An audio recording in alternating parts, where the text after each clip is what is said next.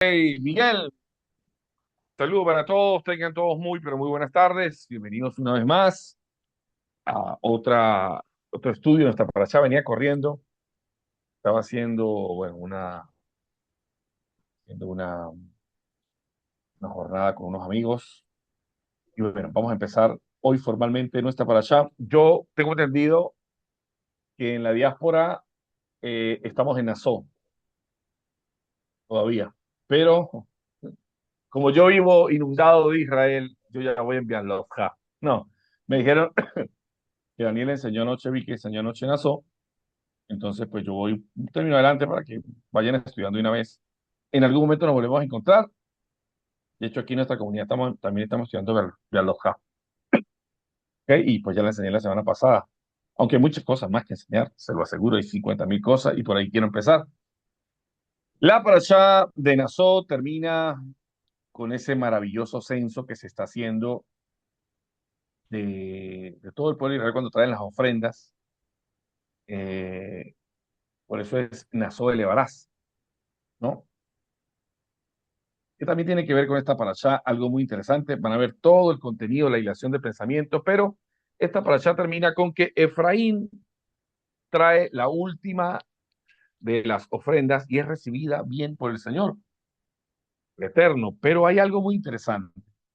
Si usted analiza las ofrendas que trajeron cada uno de estos hombres, perdón, no podemos empezar.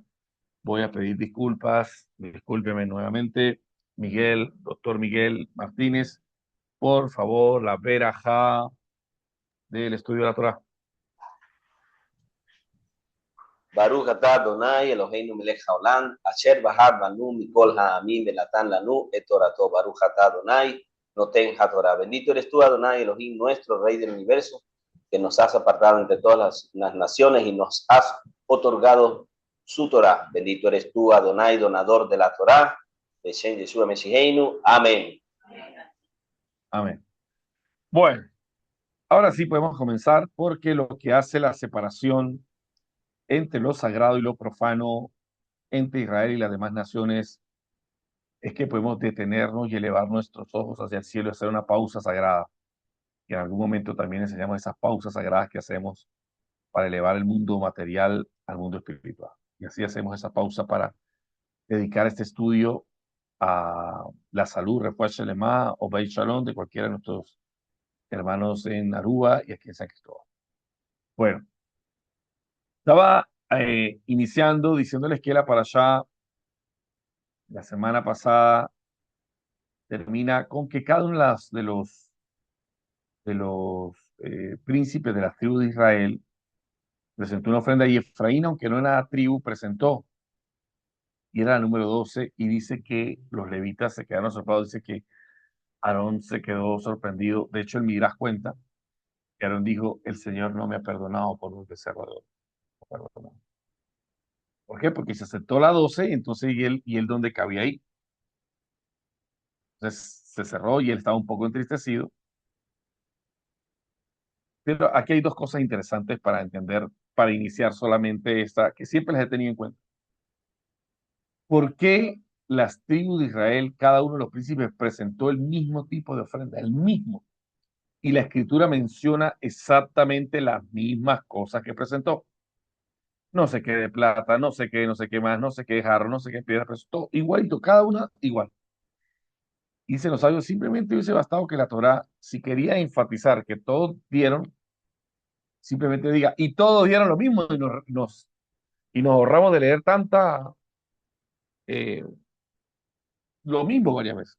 Entonces los sabios dicen, es tan grato a los ojos de Dios la ofrenda de una persona que la Torá quiere que quede en la historia de la humanidad. Así demos lo mismo, no damos lo mismo, porque la intención de cada uno es diferente. Y la Torá registra entonces que es tan grato dar, si es lo mismo, pero cada uno da lo mismo, pero cada uno da diferente desde el corazón. Esa es una de las cosas supremamente importantes que debemos tener en cuenta a la hora de cuando nosotros damos mucho, damos más, damos menos, siempre y cuando nuestro corazón esté allí enfocado, el Eterno observa eso que damos, ¿no? La vida observa eso que damos. El segundo punto para empezar, que es la parashá de Al-Doha, o Bealotesna, como se dice en hebreo, significa elevar y tiene que ver con que después de que Efraín entrega la última ofrenda, dice, Leví se sintió, dijo, ya aquí no, Dios no me perdona por el becerro de oro.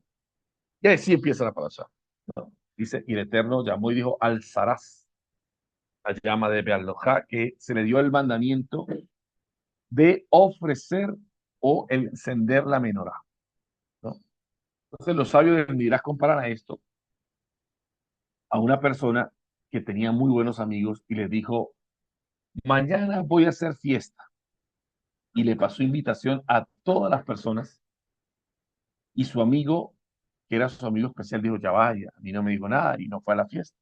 Y estaba muy triste porque su mejor amigo no había invitado a la fiesta, un banquete especial y se fueron para la casa, el hombre triste. Al otro día le llega un mensaje especial, le dice, por favor, te invito hoy a un banquete especial, tú y yo, reservado este día solo para ti, para que vengas y comas conmigo a la casa, que eres mi amigo especial. Entonces ahí fue donde Aarón sintió que ya lo había perdonado por el becerro de oro, o por lo menos se le quitó la duda, ¿no? Y fue cuando le dijo, tú vas a encender la menorá. De todas las cosas, todas dependen del templo, es cierto. Y la menorá también depende del templo, pero la menorá hoy persiste como idea fundamental en el pueblo de Israel a través del encendido de las velas en Shabbat, de Hanukkah como una fiesta que fue eh, integrada en el siglo II, perdón. Sí, siglo II, no, mentira, mentira, antes, como el siglo IV antes de Cristo, de la era común, fue integrada a Hanukkah, o siglo III, si no me equivoco. Lo importante es que el encendido de la Hanukkah que le pertenecía al sumo sacerdote, en este caso Aarón, fue como el apartado especial de decirle, mira, aquí tendrás algo especial para que recuerdes que eres mi amigo especial. Y nosotros sabemos que los sacrificios representan el perdón, ¿sí? La expiación del pecado, la gratitud, pero la menorá representa otro nivel. ¿Por qué? Recuerde usted que el corbán está afuera, en el lugar, en el atrio, pero la menorá está en el lugar santo. Por lo tanto, representa un nivel más alto, que es la sabiduría que desciende y que seamos luz a las naciones. Así fue donde se consagró al pueblo levita. Hay muchas cosas en esta parashá interesantes que vamos a tratar. Está desde números 8.1 al 12.16. Los temas que podía mencionarles aquí, bueno, este es el encendido de la menorá. Literalmente, Bealoteja o Bealojá significa cuando eleves, ¿sí? La dinámica, la llama de la menorá no solo se enciende por el sacerdote, se eleva pacientemente hasta brillar por sí misma. Y el principio, el verdadero liderazgo no crea dependencia, crea una luz independiente. Esto es porque eh, recuerden que la menorá representa, es otra cosa interesante, ¿no? Saberlo, ¿no? Aquí está la Januquía, pero la menorá representa algo supremamente poderoso y que la menorá representa los 7 espíritus de Dios, representa otra cosa que yo lo sé hace muchos años, pero nunca he tenido la oportunidad de profundizarlo, es que realmente no hay 5 libros de la Torah, hay 7 libros de la Torah, hay 7. De hecho, el libro número 6, ¿sí?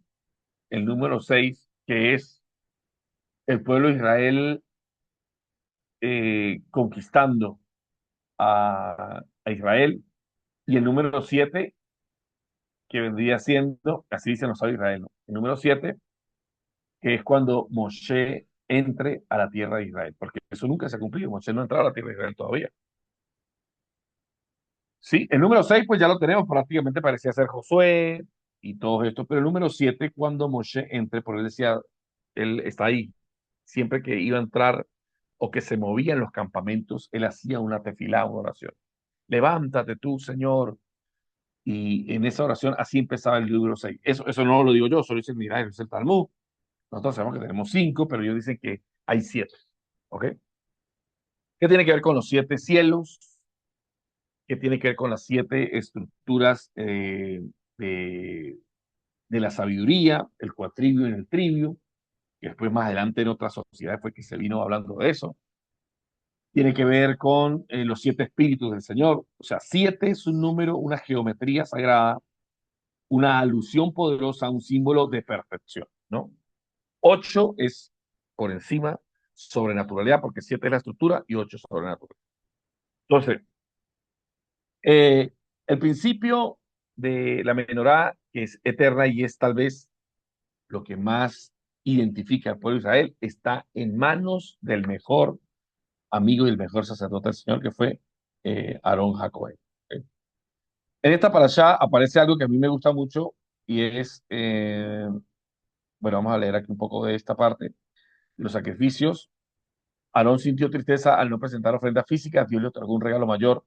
Si los sacrificios físicos están limitados en el espacio en el tiempo del templo, sí, son temporal y eternal, la luz de menorá no, representa la enseñanza y el espíritu, una sabiduría que perdura, representa la enseñanza eterna, incluso sin templo. Incluso se conoce como la apertura, la iniciación del templo. Y para eso tiene que haber un levita. O sea, fue un gran regalo que le dio el Eterno a Aarón. Y otra cosa que es importante, aquí aparecen elementos muy importantes dentro del pueblo de Israel, como es la nube de día, la columna de fuego y la columna de día, y cómo era en números 10:2, perdón, hablan de las 2 trompetas que se hicieron, 2 trompetas de plata, no de oro. Ya saben por qué no de oro, de alguna forma para quitar de la mente el becerro de oro. Pero estas trompetas de plata tenían varias toques, ¿no? No son chofar, ¿no? También tenían tequía, teruá y teruá, ay, se me olvida, tequía y la otra es, bueno, no, el otro tono, el otro.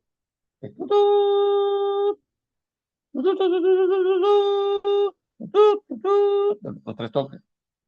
Y había una progresión de los 3 toques, teruá, tequía y, no me acuerdo el otro, Dios.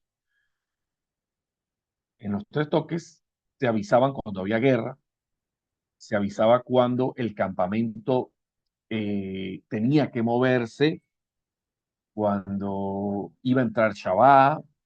O sea, la trompeta se convirtió en un elemento de avance o de detenimiento. Y por eso es que usted va a encontrar en el pueblo hebreo, al final, por allá, sobre todo en el cristianismo histórico, en Apocalipsis, las trompetas, al final trompeta, ¿sí? Y eh, las trompetas, el chofar, pues no es trompeta, para chofar, pero también tienen los mismos sonidos, tequia, teruá y che, ay, se me la tenía ahorita en la cabeza. Bueno, que la recuerde, me la dice, por favor, o la escribe. Entonces, eh, cada vez que la nube de fuego se empezaba a mover, la gente sabía que tenía que moverse. Habían 21 toques por día, un poco de historia para que sepa usted, 21 toques. Habían 2 toques en la mañana, 9 toques en la oración de Chajarí, 9 Mijá y 9 Nabí, que serían 9 por 3, 18, 20 y 21 al final de la noche. O sea, la trompeta se convirtió en un elemento supremamente importante que pasó a una categoría mayor, ¿no? Pero lo que me llama la atención acerca de eso, de las trompetas, ¿no? Tiene que ver también con Aarón Jacoben para la elección del sacerdote. Hay algo que aparece allí en la elección del sacerdote que me gusta mucho, que es que al sumo sacerdote se rasuraba completamente. La alhaja describe que se le quitaba pelo de la cabeza, barba, cejas y todo el vello del cuerpo. Absoluto. Y el proceso no es como el de ahora. Dice, no, yo tengo un y los tipos bien maquillados, ya me ungieron como apóstol. No, no, no, no, no. Hay un proceso increíblemente fuerte en esto. Que más adelante, cuando veamos la parashá de Cora, va a entender usted por qué fue que la mujer de Cora se burló de Cora. Se burló, se burló. Porque literalmente para la elección del sacerdote, del sumo sacerdote o de los sacerdotes, que usted se imagina si uno no es tan simpático normalmente, imagínese sin barba, sin pelo y sin cejas, ¿no? La barba representaba lo honorable, pero sin pelo, o sea, un calvo completamente y sin cejas. Literalmente representaba un nuevo nacimiento, porque un niño nace sin, bueno, los niños de ahora que nacen con mucho pelo, pero era prácticamente un nuevo nacimiento, como la que la persona volviera a nacer, totalmente limpio, sin identidad, porque las cejas te dan identidad, el pelo te da alguna forma de identidad, la barba te da una identidad. O sea, que entraban literalmente al servicio del templo sin identidad. La identidad se iba a formar ahora. Por eso era que cada vez que uno va a un proceso, por lo menos el nazareo, no sé si usted lo sabe, no es que el nazareo llegue y dice, no me va a cortar más el pelo, no, era que se cortaba el pelo y empezaba su ritual. Esto lo dice la alajá. O sea, es un cambio de identidad completa. Entonces, y eso uno lo puede ver, ¿no? Hoy en día las mujeres conocen ese secreto del cambio de identidad cuando se pintan el pelo, o sea, es interesante, pero claro, todo ello es para la vanidad o o para despertar el ojo del hombre, pero aquí es otro elemento. ¿Ok? Importantísimo eso porque usted lo va a ver más adelante en la parashá de Korah, va a entender por qué Korah, la mujer de Korah, eh, tomó rencilla contra Moisés y contra Aarón. ¿Ok? Tenemos entonces la comunicación de las trompetas de plata, el sistema auditivo para convocar a la asamblea o alertar una guerra, ¿sí? Está en esta para allá. Y hay una misericordia de Pesas, Pesas Sheni, también aparece en esta para allá, se está hablando de los temas que aparecen. Y son temas que por sí mismos podrían englobar un tema en particular, ¿no? Sobre todo de la purificación de los levitas, ¿no? Una de ellas, no tocar muertos, de ahí en adelante no podía tocar un muerto. De hecho, la misma purificación, y por eso es que empieza en esta parashá, se cuenta esto. Esta parashá es rica en dos aspectos particulares, en dos, y es donde más provecho se le saca. Una, el Sahara de Miriam, la plaga de la lepra de Miriam, ¿sí? Dice que, bueno, Miriam y Aarón hablaron mal contra Moisés, y ahí fue donde Miriam le da la lepra, la lepra esa que nosotros sabemos que la sacan fuera del campamento. Y aquí mira la importancia. Aquí no había ciudad de refugio. Estaba la teoría, pero no había ciudad de refugio. Todo estaba en el desierto. De al sacarla fuera del campamento, pues había que, no era que estaba en la intemperie, no. Estaba fuera del campamento, estaba en su propia tienda, pero sin la protección de la columna de fuego, sin la protección divina que había del mismo campo. Ustedes saben que donde estaba la figura de la nube, la columna de día, ni serpientes ni alacranes podían atacar. Es un milagro permanente que existía para el pueblo de Israel. Al sacarla del campamento se ponía eso. Ojo, ojo con lo que voy a decir. La condición para la purificación del leproso era la purificación igual para el sacerdote. ¿Ya? Eso quiere decir que el leproso para purificarse tenía que pasar por lo mismo. ¿Ya? Tiene que respirarse completamente, o sea, un cambio de identidad completamente cuando la persona era afectada por la fuerza de la Sara, de la lepra. No era simplemente no, que se le destruía la casa, no. Si le tocaba a él, la purificación salía fuera del campamento, ¿sí? Y si se le quitaba la lepra, la purificación era que quedaba sin pelo y sin cejas para entrar en la purificación. Escuchen esto tan interesante. Era la misma purificación o la misma preparación para el leproso que para el sacerdote. Dice los sagrados. ¿Y por qué esto es así? Una bonita pregunta. Pregunto, ¿por qué cree usted que es la misma purificación del leproso y del sumo sacerdote? La purificación. Y la respuesta, pues ya le di anteriormente, un cambio total de identidad. Un cambio total de la identidad que eh, era totalmente un nuevo nacimiento literal. O sea, ya se viene anunciando en la mentalidad de la Torá que para que una persona cambie completamente es un nuevo nacimiento que en el desierto estaba todavía la semilla empezando a germinar. ¿Ok? Ahora, es importante en ese nuevo nacimiento, sobre todo en Miriam, entender el pecado de Miriam, cuál fue. Porque por eso es que este libro, hasta aquí, hasta esta por allá, era el primero, segundo, tercero, el cuarto libro. El quinto libro sería de, de esta parashá, porque en esta parashá y la que viene, el pueblo de Israel tenía que entrar a la tierra prometida. Tenía que entrar a la tierra prometida. Pero ¿qué pasó? El problema empezó en esta parashá. Yo les he dicho a ustedes que el libro de Números, Bab Midbar, es el libro del Seir Ampin, de la corrección, de las leyes que tienen la corrección del alma. Y aquí viene el problema más pesado del alma que tienen los seres humanos para no entrar a la tierra prometida, que simbólicamente es el desarrollo de toda mi potencia en Dios, o de toda mi potencia en la vida. Pero aquí empieza. Y empieza, ustedes saben que la Torah nos da no solamente el problema, sino que antes del problema nos da también las semillas de la salvación. Antes de la enfermedad viene el remedio, dice la Torah. ¿Está? Para el leproso, un cambio de identidad, que son de los pecados más graves, que tiene que ver con el orgullo, la arrogancia, que lo vamos a ver más adelante en todo esto. Y el pecado de Miriam, puntualmente. ¿Cuál fue el pecado de Miriam? Sabemos que fue la Shon Hará, cuando dijo, ¿acaso eres el único profeta en Israel? Ni siquiera habló mal de él, ni siquiera habló mal de Moshe. Simplemente se estaba comparando con Moisés.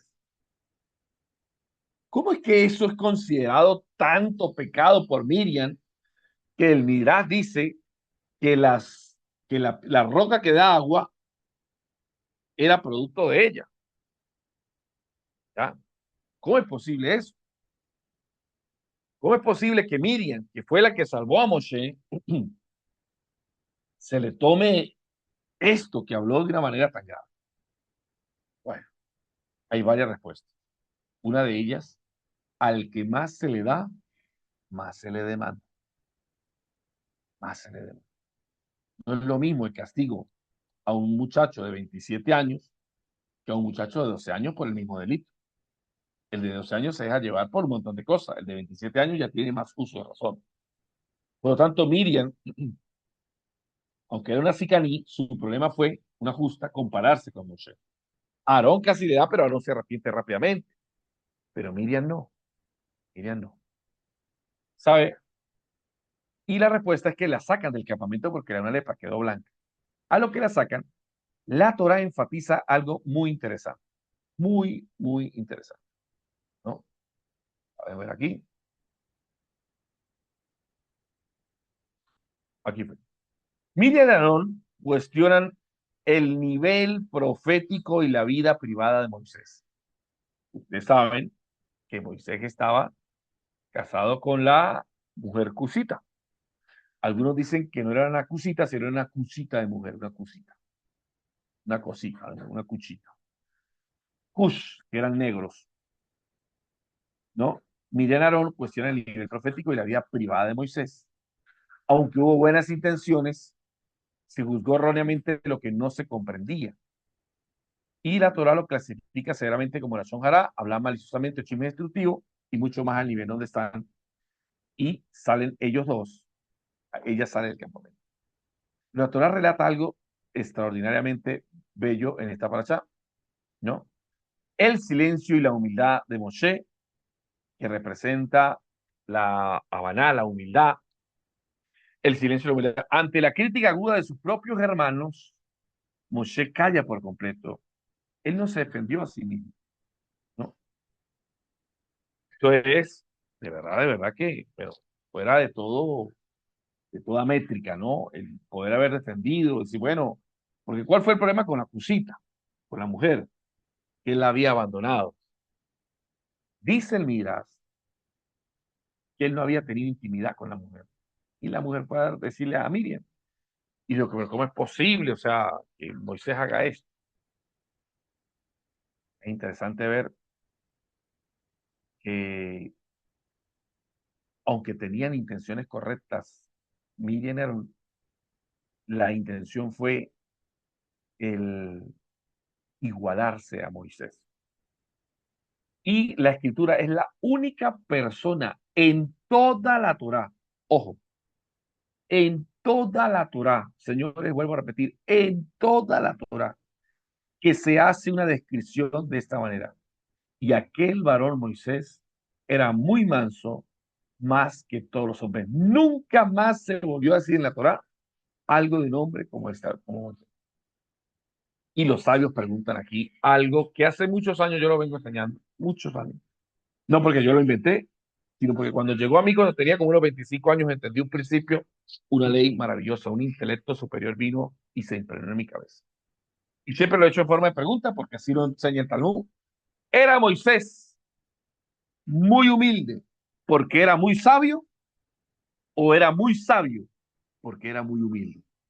Les dejo la pregunta ahí, unos minutos, para que vosotros penséis en la condición de, porque le dicen Moshe Rabenu, mire, tenemos Eliyahu Hanabí, Elías el profeta. Tenemos Abraham Avino, Isaac Avino, Jacob Avino, Aarón Jacoén, David Jamelech, Shlomo Jamelech. Cada uno tiene un título, pero al único que se le da el título en la Torá de maestro es a Moshe, Moshe Rabén. ¿Y por qué se le da la cuota? Y fue sabio. Tan sabio fue que a él fue que se le encomendó la tarea de bajar los mandamientos. Entonces, mire lo que dice la Torá. Los sabios de Israel responden, si usted cree que la sabiduría se alcanza por el mayor número de información que usted pueda contener, de estudios, de libros, de parashá que usted pueda cultivar, usted lo que tiene es mucha información. Yo entendí eso. Pero no importa, es necesario tener información. Pero que sepa usted que lo convierte a uno en un maestro de la vida y con autoridad ante la gente es la habaná, la humildad. Entonces, los sabios dicen algo supremamente puntual. Moshe llegó a ser grande y sabio porque era humilde. Entonces, la humildad es la vasija de la sabiduría. La humildad, la vasija de la sabiduría. Y aquí los sabios sacan algo muy importante. Para cada cosa que usted quiera, ojo, que usted quiera desarrollar o contener el intelecto superior que usted quiera desde el cielo, usted necesita una cualidad del alma. Por ejemplo, para el profeta o para el rey siempre se buscaron mínimo dos, aunque para el sacerdote hay 24 que una, se llama 24 coronas para ser sacerdote. Una de ellas, ser levita. Por lo tanto, nosotros no podemos ser levitas.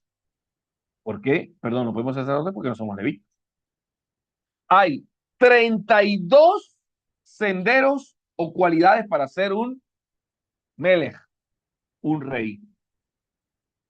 32. Pero para todas esas hay dos que son importantes.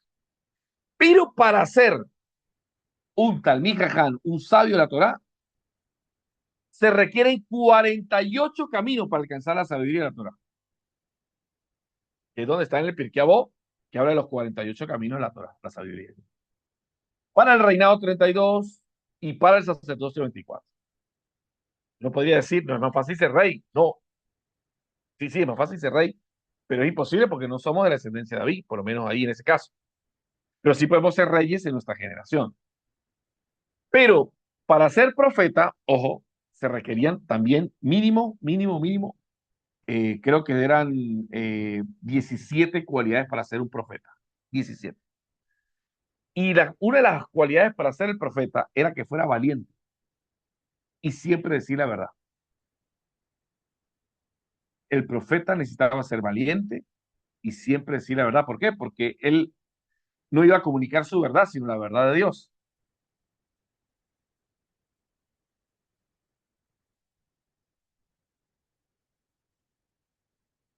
Exactamente, Daniel, se necesita saber cuáles son las cualidades que uno necesita. Bueno, en el Pirkei Avot está por lo menos en el Pirkei Avot, están las 48 de la sabiduría.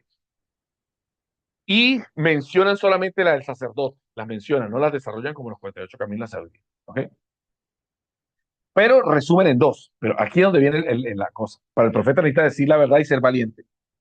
Para el rey se requiere ser obediente y hacer justicia. ¿Por qué hacer justicia? Porque el rey es el que va a hacer justicia sobre la tierra y tener obediencia a los reglamentos. Un rey que se distorsiona en la obediencia es un rey que no va a obedecer la Torá y no va a impartir justicia. Muy bien. Y el sacerdote tenía también una que era esencial. El sacerdote. Ojo, el sacerdote. Un levita. Y está en Aarón. Él mira cuenta en esta parashá de Belojá la vasija que se requiere para elevarnos, ¿no? Elevarnos. La menorá está al servicio de la gente, es una luz al servicio del Creador que unifica el mundo espiritual con el mundo físico. Por lo tanto, está simbolizado ahí la fuerza del sacerdote. El sacerdote era el que reconciliaba, el que comunicaba. Una persona que tiene en su corazón el deseo de reconciliar a la gente con Dios, ya tiene la vasija para ser un levita. ¿Bien? ¿Por qué Pinjas fue, otra para allá más adelante, vamos a ver más adelante, Pingas fue utilizado como un sumo sacerdote, aunque no contaba en la casa de sumo sacerdote, porque él reconcilió al pueblo con Dios, con la hazaña que hizo. ¿Eh? Entonces, si se requiere todo esto para ser un profeta, para ser un rey, para ser un sacerdote, ¿cuál se requiere para ser un sabio? Dicen los sabios de Israel, la humildad. ¿Y por qué la humildad? Dice el rey David, esto que es muy interesante, dice, mucho aprendí de mis maestros, mucho más aprendí de mis amigos, y mucho más, le ponen así como mucho más, aprendí de mis alumnos. Y uno puede decir, será al revés. Mucho aprendí de mis maestros, mucho de mis amigos y un poquito de mis alumnos, ¿no? Y los sabios dicen, ¿por qué está invertido así? Dice, porque el hombre humilde aprende, ojo, de lo que pule su sabiduría. ¿Y quién puede pulir la sabiduría? Los alumnos cuando le hacen preguntas. ¿Entienden? De hecho, nada existe en la tierra si antes no hay una pregunta. Lo primero que tenemos que tener para gestionar la sabiduría es preguntas. Por eso la palabra para ser sabio, Jotma, que significa sabiduría, Jotma significa ¿qué es? La contracción. ¿Qué es? Es una pregunta. Jotma, ¿qué es? Cuando usted quiera alcanzar sabiduría, pregúntese, ¿qué es esto? ¿Para qué sirve esto, señor? Usted está poniendo la sabiduría porque el arrogante no se pregunta, simplemente hace las cosas como le vienen, o es sabio en su propia opinión, ¿ya? Por eso es que una de las cualidades que está ligada a la humildad, es el silencio. Ojo, y no el silencio de las palabras, que ese de por sí es muy fácil cuando uno no tiene poder y le mandan a callar la boca y dice, cállese la boca, se tiene que callar la boca. Ese tipo de silencio es más fácil de conseguir. El silencio tal vez más elevado que hay sobre la tierra es el silencio del pensamiento, el silencio de la mente. ¿Ya? Hacer un poco de stop para que se acallen las voces internas y poder escuchar a los demás. ¿Ok? Entonces, Moisés alcanzó esta gran capacidad no porque era muy sabio, sino porque no se defendió. Guardó silencio. Guardó silencio. No un silencio de pique, no un silencio de esos silencios que uno se calla algún día por dentro, ¿no? Un silencio contemplador, no un silencio de burla internamente, no. Un silencio conciliador, a lo mejor hay algo aquí más que aprender.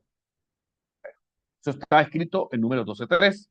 Y aquel varón Moisés era muy manso, más que todos los hombres sobre la tierra, y por eso de ahí los sabios dicen que llegó a ser Moshe Rabenu.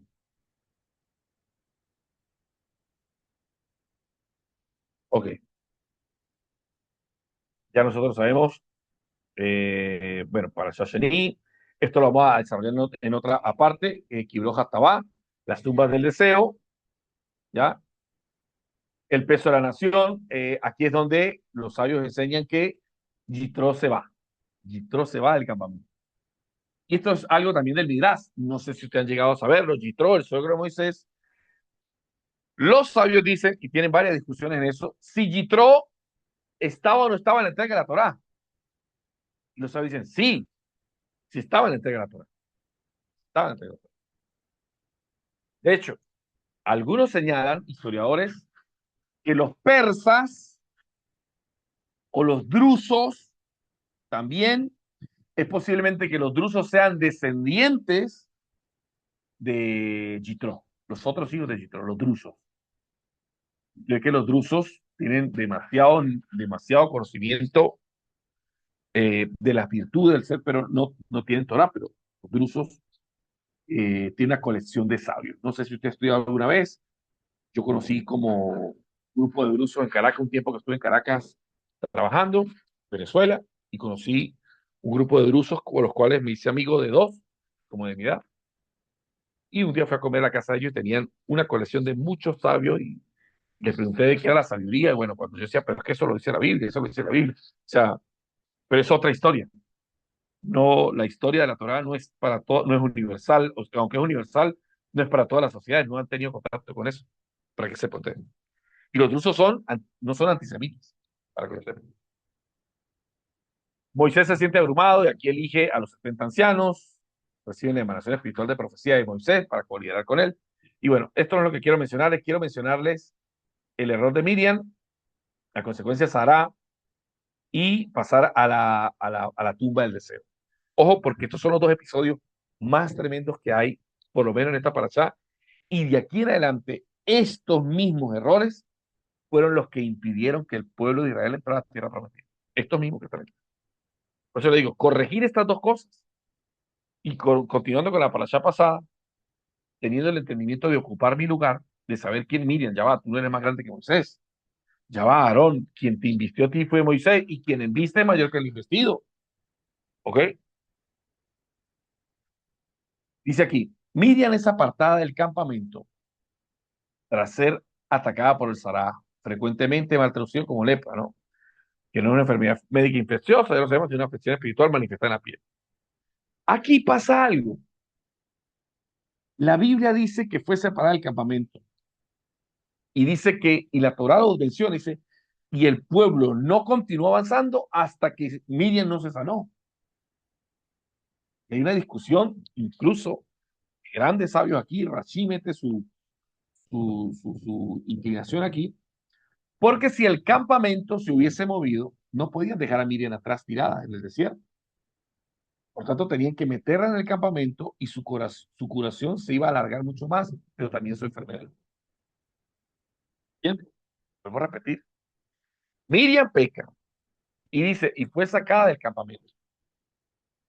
Y la Torá revela literalmente que el campamento no avanzó hasta que Miriam no fue curada. Ustedes saben que cuando la Torá hace una alusión tan sencilla como esta, es porque nos quiere decir algo. Simplemente no nos diga, dice, y después de 7 días, díganos la Torá, el pueblo avanzó, pero no nos digan, y el pueblo no avanzó hasta que Miriam no se curó, porque no está diciendo algo. La Torá no es superflua. ¿Qué nos está diciendo la Torá aquí? ¿Qué nos está diciendo la Torá aquí? Buena pregunta, ¿verdad? ¿Por qué el pueblo de Israel no avanzó? Ah, Rashi responde, porque si avanza, tienen que meter a Miriam en el templo, en la congregación, y ustedes saben que la señal para que una persona sea curada es sacarla del campamento. Si avanzan, está dentro del campamento, no se va a curar, no se va a curar, y por lo tanto, enfermarse va a mantenerse más enferma, más enferma.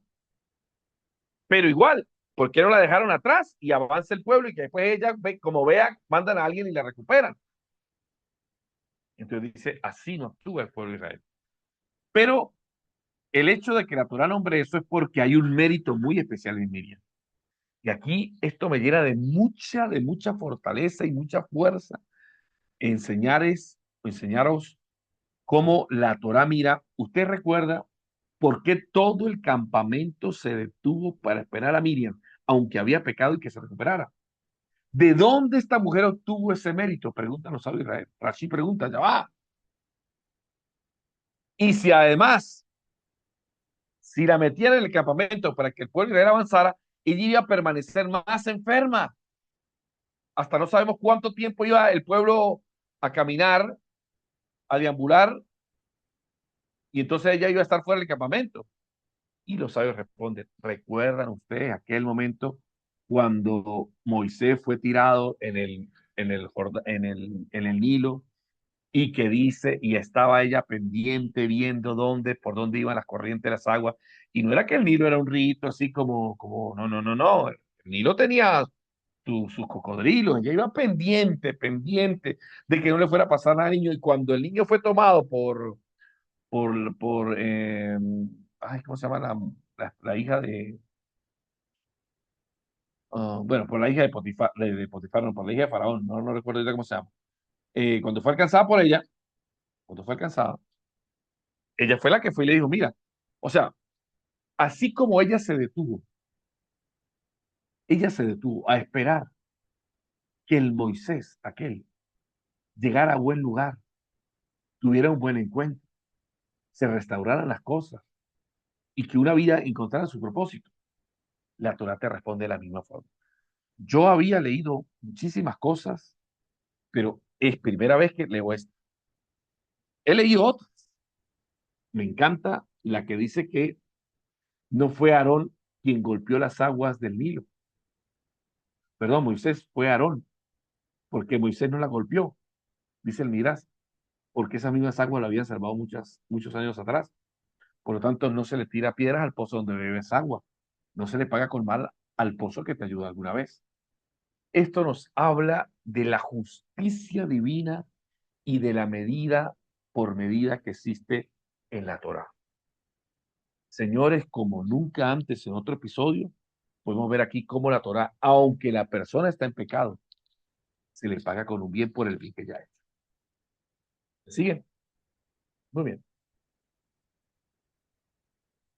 Y aunque podemos hablar, y siempre se habla del pecado de Miriam, de la nación Jará, también cabe aquí hacer un espacio para hablar de la actitud del Eterno, de cómo cuida o cómo paga con la misma moneda a aquellos que han servido a otros. Ojo con eso. Eso es un detallito ahí poderoso. La importancia de la sede acá nunca pasa desapercibida, ni aún en la enfermedad. Y nosotros sabemos por qué era sacada del campamento. Bueno, era sacada del campamento como un remedio. El remedio es, tú quieres dividir al pueblo, tú quieres dividir, quieres hacer que esto llegue al caos, pues a ti mismo te sacamos del campamento. Ya eso lo sabemos, lo hemos estudiado en la parashá de Baikra capítulo 13, que son las leyes de la Metzorah. ¿Ok? Muy bien. Entonces, me gustó esto de Miriam, me gustó también del sacerdote y el pueblo entero, literalmente, lo que hizo fue un pacto de lealtad. El pueblo entero se negó a marchar, porque dice que el pueblo no marchó hasta que vino. Entonces dice, o fue Dios o fue el pueblo. No, Dios lo indica en la Torá, pero el pueblo entero se negó a marchar. Cuando alguien ha hecho un trabajo en amor desinteresado por un pueblo, la gente recuerda eso en la memoria. El pasado, décadas atrás, Miriam esperó sola junto al río Nilo para proteger al bebé Moisés. La reciprocidad. Ahora como recompensa del cielo, millones de personas de todo el pueblo de Israel esperó medida por medida. ¿Cómo les parece? Extraordinario, ¿verdad? Y cuando uno ve esto, hermanos, en verdad no sé si a usted le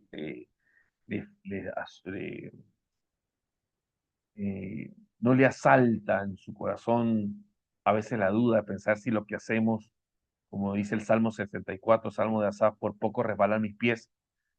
viendo cómo hay gente que prospera y uno dice, pero ¿y esta gente no ha recibido su recompensa? Todo el mundo recibe su recompensa. Todo el mundo. Todo el mundo recibe su recompensa. ¿Ok? ¿Ok? Incluso su recompensa, tanto para bien como para mal, o su castigo. Entonces, veamos aquí otra cosa. El verdadero liderazgo es un viaje que comienza elevando la luz propia hasta la independencia de la menorá, atraviesa la fragilidad humana y la prueba de compartir el peso de los 70 ancianos y culmina en la compasión inquebrantable de abandonar los caídos. Espera, mira, propósito final, aprende a iluminar la comunidad, incluso en la comunidad en el desierto. Ya, esto es una parte que quería mencionarles de esto, porque quiero pasar realmente, esos eran los temas de la parasha, pero a esta que está aquí. Pero permítanme tomar esta de aquí, en un segundo, es esta que está aquí. Ok, un segundito, esta aparece en esta.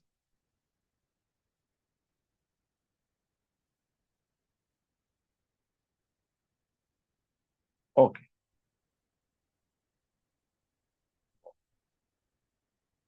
ok, vamos a ponerla aquí de nuevo.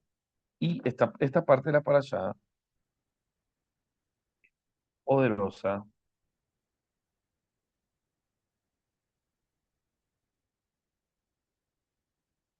sigue siendo la parasha de hoy, pero tiene ahora otra cosa. Recuerden, dos eventos especiales en esta parasha. Ya nosotros sabemos que el maná estaba cayendo, que el pueblo comía el maná, pero que aparece un episodio interesante. La gente se cansa del maná y dice, ¿qué es esta semilla que estamos comiendo todo el tiempo? Cansados de usar nuestros ojos de esto que estamos comiendo. Los sabios le llaman a esto el descenso progresivo del pueblo de Israel, que luego se materializó en la parashá que viene. Esta parashá y la parashá que viene son parashá que nunca usted debe olvidar. De Atlojá y la parashá de Shelach Leja, envía por ti. Son dos parashá que contienen todo el veneno, dicen los sabios, que hacen que una persona sea destruida, pero aquí está el inicio.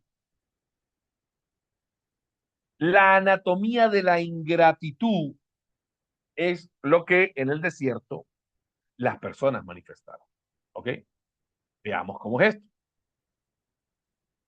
En el libro de Bad Midbar, capítulo 11, dice, la crisis en el desierto no fue provocada por el hambre, fue provocada por el capricho. Señores, le presento algo peor que la necesidad, el capricho, los caprichos. Nosotros sabemos que el escritor en el libro de lo que nosotros conocemos como el Código Real Galileo, realmente el Nuevo Testamento, así le llaman en el cristianismo, dicen algo poderoso que dice, Tesalonicenses creo que dice eso, dice, nadie diga que es tentado de parte de Dios, pues Dios ni tienta ni puede ser tentado, sino que cada quien de su propia concupiscencia es seducido, ¿sí? Y tentado. Ojo, de su propia concupiscencia. Esa palabra al español, pues uno no, como que no le encuentra mucho sentido, porque no es una palabra muy común. Concupiscencia. Cuando uno va y busca en diccionario en hebreo, la traducción, concupiscencia, son deseos que arden entre nosotros, deseos inadecuados o distorsiones del deseo.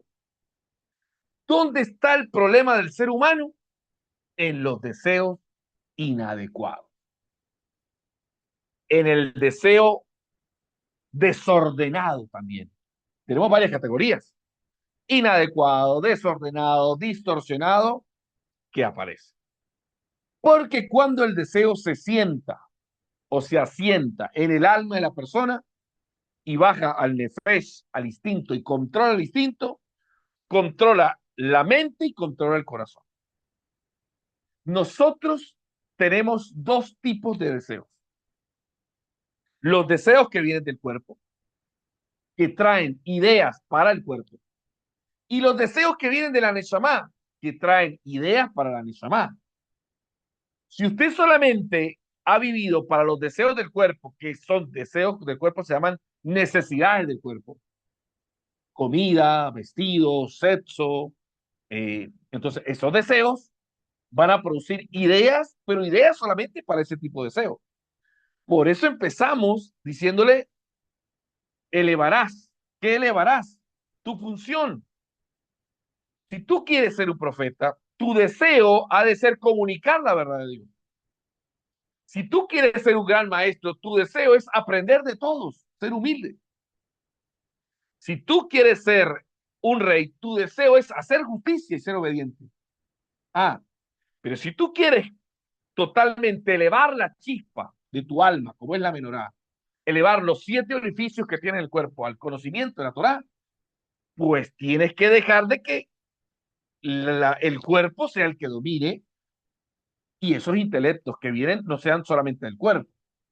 Porque una vez que el deseo del cuerpo se apodere de la razón, escuche bien, la voluntad, la persona está literalmente fregada. De hecho, la palabra tabaná, que se escribe aquí deseo, es diferente a la palabra razón, que también significa deseo. Son dos palabras en hebreo para razón. Razón le cabel, razón le chapía, razón le cabel, y el tabaná, tabaná. Vamos a ver cómo. El texto expone una patología espiritual. Todos tenemos esto, señores, todos. Aquí no, que porque el Moré Miguel Martínez, que porque ora todos los días, que Miguel está muy elevado, que Miguel no, no, no, no, todos, todos. Que Ferney, que porque Ferney arregla carro, que es muy elevado. No, no, no, no, no, no, no. Aquí, hermanos, todos tenemos, todos, absolutamente todos tenemos deseos, a ver qué deseos gana dentro de usted. Y por eso te encuentra que Pablo, que yo supongo que era un entrenador espiritual, decía, no proveáis para los deseos de la carne. ¿Entienden? No proveáis. ¿Qué fue lo que pasó aquí? En número 11. ¿Ok? Vamos así. Estamos bien hasta ahí, ¿no? El diagnóstico de la ingratitud empieza no por una crisis en el desierto, no. No era que tenían hambre, tenían el maná. Cuando nosotros vemos el maná, la Torah dice que el maná sabía lo que la persona quisiera que supiera. Pero había una cosa con el maná. El maná se integraba totalmente al cuerpo que la persona no iba al baño. Entonces, dice, porque ellos pensaban que estaban enfermos, dice, porque están secos nuestro cuerpo, porque no iban al baño. O sea, el maná se absorbía completamente en el cuerpo que no había desperdicio humano. Ellos pensaban que se habían enfermado. Eso no lo inventé yo, eso lo dice Maimónides, Rashi. Vamos a ver el síntoma de la insolencia. Nosotros sabemos que ellos dijeron, cansados estamos de este maná. No, vamos adelante, vamos a ver la cita bíblica, dice, cansados estamos de este maná. Teníamos, bueno, vamos a ver la progresión de una persona que deja que sus deseos lo controlen. Aquí, señores, está el problema de la humanidad. El problema de la humanidad. Por un lado, Miriam, con pensar que ella podía hablar del profeta de esta manera, y ahora viene este otro episodio. La respuesta a este problema está en Salmo 78:19. Dice el Jaján,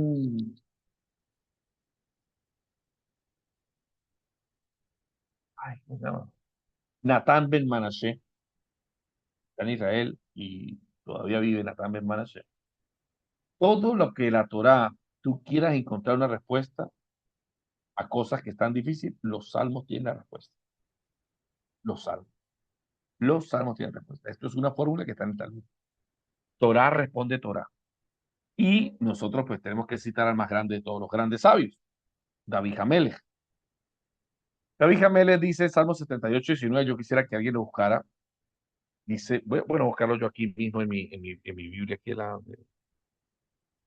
alguien que lo tenga ahí, Miguel, si lo tienes por ahí cerquita.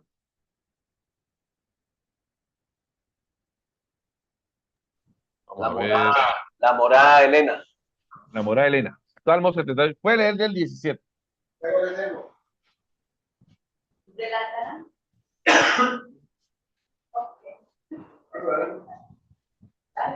Dale.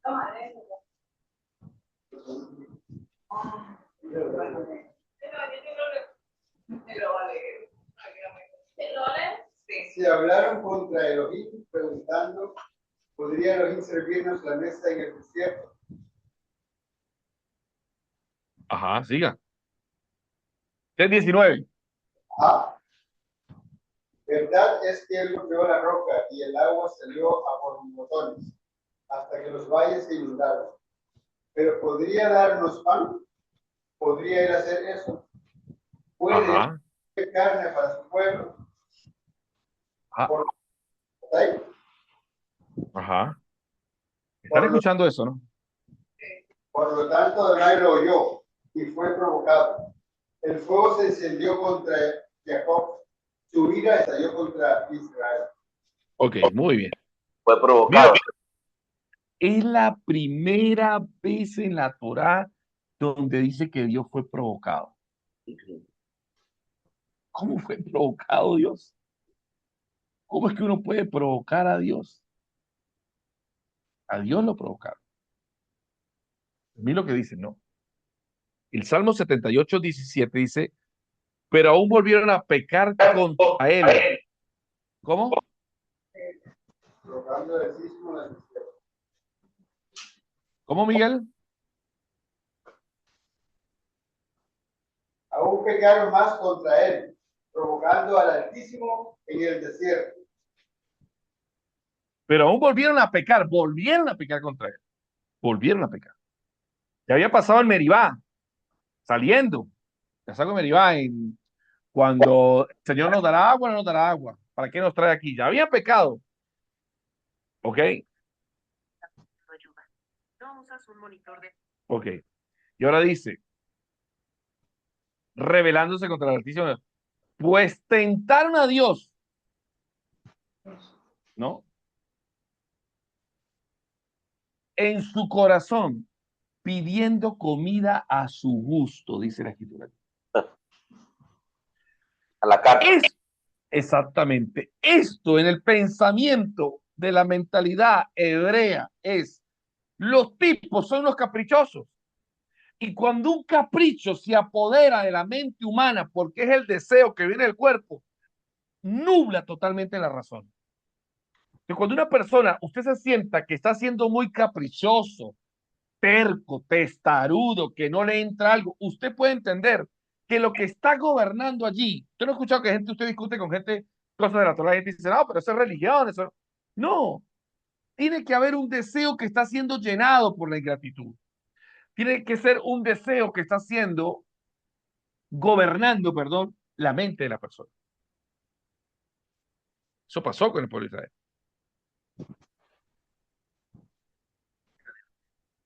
¿Okay?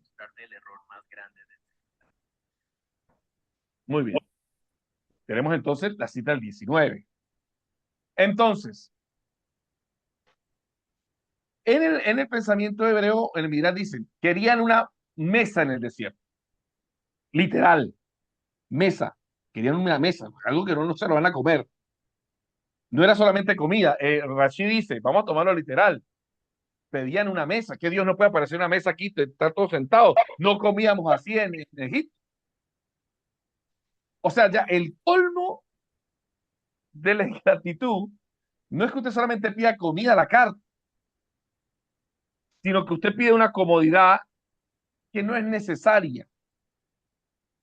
Déjame mostrarte el error más grande. ¿Ok?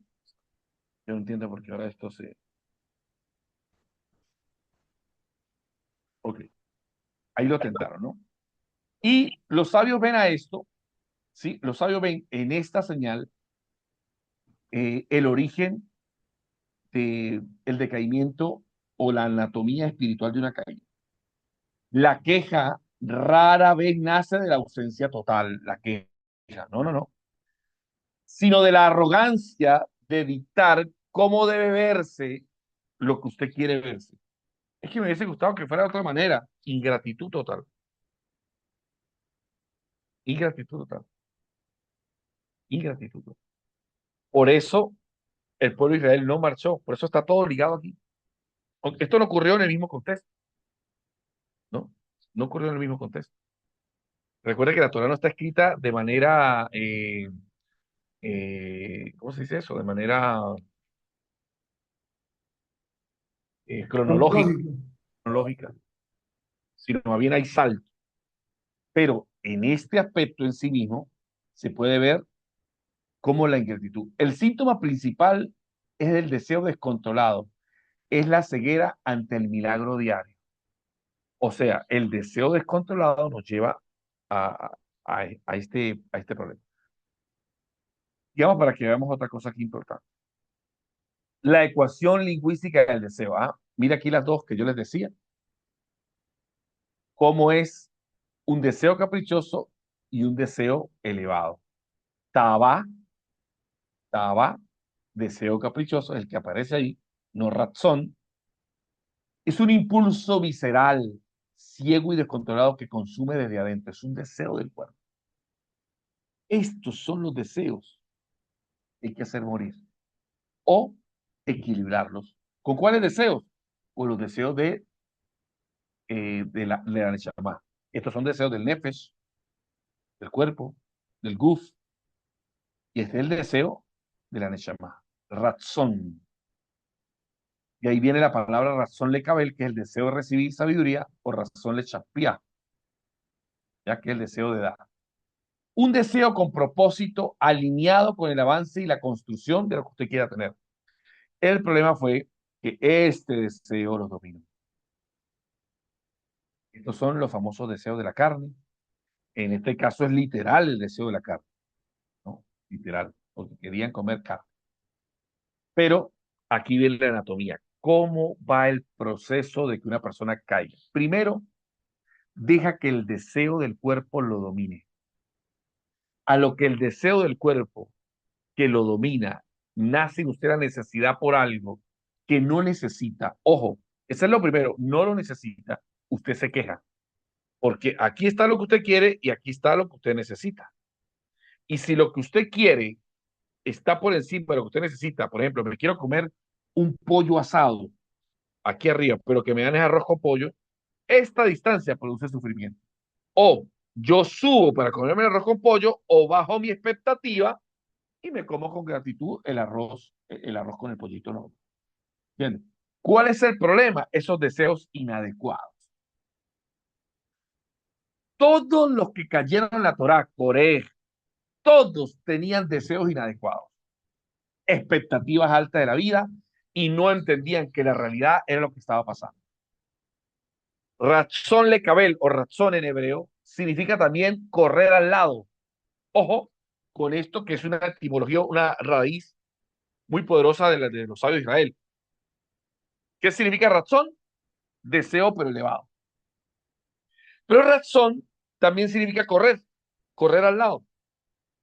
Entonces, si yo voy corriendo, por ejemplo, voy por la calle y veo que una persona me extiende la mano para pedirme acá.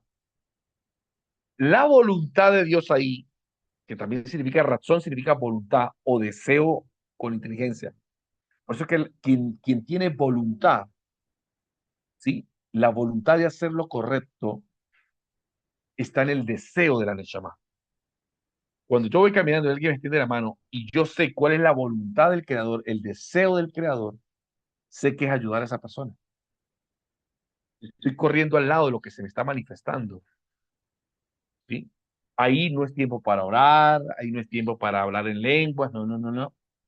Ahí la única condición que satisface la voluntad del creador es que su deseo sea el deseo de ayudar a esa persona.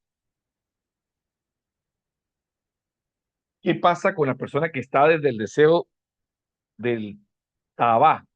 Alguien le pide dinero y dice, no, porque yo no tengo ni para mí, no, yo tengo, pero ya va, pero necesito comerme primero yo mi hamburguesita más tarde, si queda, le traigo algo, ¿ya?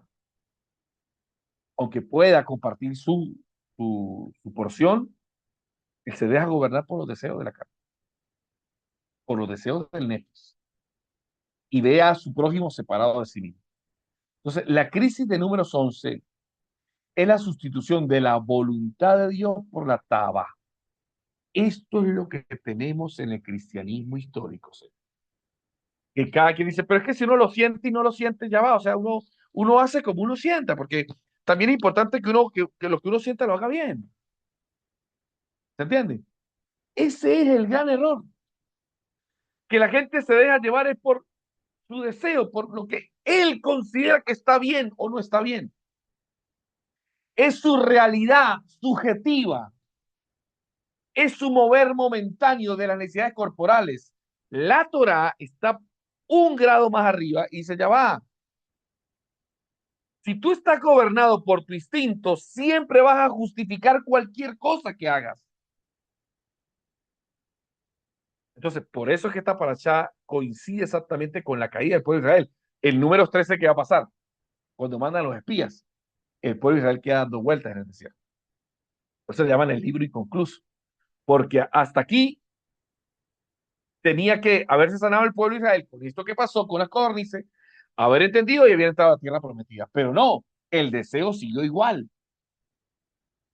¿Cómo sabemos que el deseo siguió igual? Lea usted Shelah Leja. ¿Cómo vinieron los príncipes? Por un deseo inadecuado. Todo aquí es el deseo.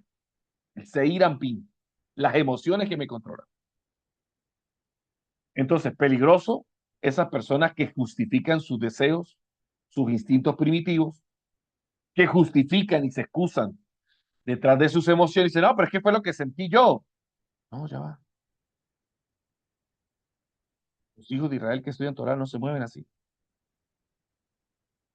Ni siquiera Miriam, aunque habló con realidad, no te muevas por tu sentimiento, por tu emoción, que fue lo que le pasó a Miriam.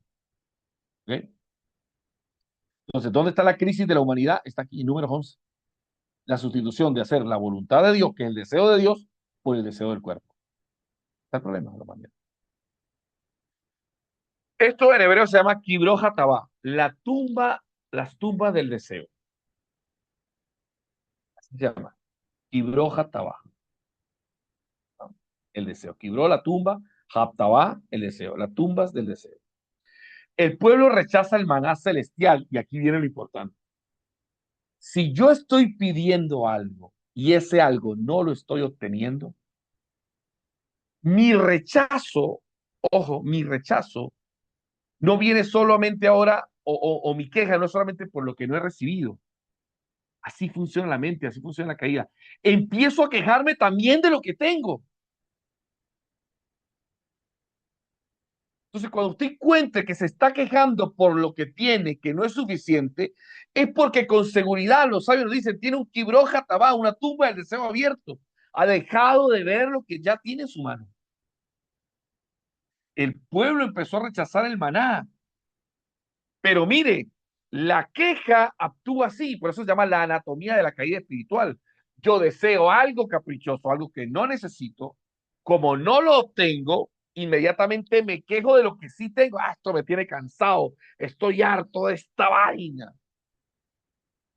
Ah, pero eso no actúa así. Como la mente ahora está siendo seducida y tentada por el cuerpo, por el hatabá, inmediatamente recuerda el pasado. ¿Usted sabe qué dijo el pueblo de Israel cuando se quejó? Eran mejor las cebollas y los puerros que teníamos en Egipto. Teníamos cebollas de balde, pescados en balde y eran para nosotros allá. Porque aquí viene la caída. La queja, ojo, no la queja de una enfermedad. Si a usted le duele, le duele. Es la queja producto de este nivel, de este deseo del cuerpo, que empieza a ver todo amargo, que empieza a ver todo sin sustancia, sin provisión para usted, y empieza a recordar el pasado. Pero en el pasado tenía la esclavitud. Aquí en psicología se le llama esto una distorsión cognitiva. Solamente quiero ver lo que quiero ver. Ya su mente se ofuscó. La ignorancia le pudo. Para cuenta de esto, pues Dios envía codornices. Las codornices que envía comen tanto que hasta, bueno, se convirtió en un problema más bien. La crisis revela que la queja externa oculta una profunda insatisfacción interna. Esto es clave. Toda persona que usted la vea quejumbrosa, y lo digo yo que soy psicólogo, lo que más uno atiende son crisis internas de gente insatisfecha. Y siempre uno me dijeron, y uno le pregunta, ¿y qué se ha recibido? Eso en hebreo se llama asanra. ¿Qué es asanra? Buscar los puntos buenos en la vida. El libro de Nachman de Breno. Haz el ejercicio de asanra, el ejercicio terapéutico de concentrarte en lo que sí tienes. Tienes una taza para tomar café, tienes un celular, tienes una ropa, tienes camisa, tienes hijos. Concéntrate en lo que sí tienes. Porque cuando entra la insatisfacción y le abro la puerta a la queja, la mente por la otra puerta sale la gratitud.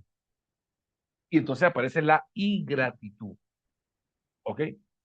Toda crisis de queja revela insatisfacción en la vida de la persona. ¿Ok? Y nosotros sabemos que, entonces vamos a ver cómo distorsiona. Sigamos con el proceso de la anatomía de la tabaja. Las tres fases destructivas. Distorsiona la memoria. Mire lo que hace el deseo, ¿no? Dice Eliyahu Dresler, un gran sabio de Israel, que escribió el libro de 2 tomos, se llama La búsqueda de la verdad, lo tengo por aquí, La búsqueda de la verdad.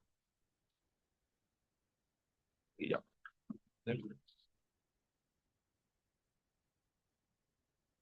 La búsqueda de la verdad de Eliyahu Dresler. Eliyahu Dresler.